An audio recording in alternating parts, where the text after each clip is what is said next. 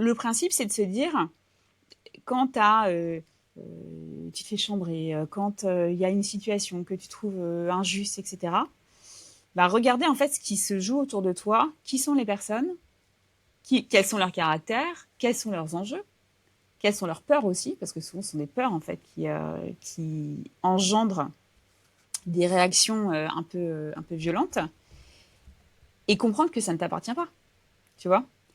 Tu ne peux pas, c'est tout le principe du stoïcisme en fait, c'est de te dire qu'il y a des choses sur lesquelles tu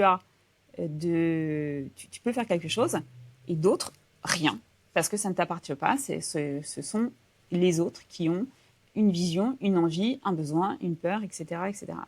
Et donc, à partir du moment où tu comprends que, mais c'est dur quand t'es dedans, hein, quand t'es entre le marteau et l'enclume, pour le coup, tu t'en rends pas forcément compte, mais maintenant qu'on se dit ça, peut-être que des personnes qui écoutent et qui sont dans cette situation-là vont pouvoir faire un pas de côté et se dire, OK, qui est le marteau, qui est l'enclume?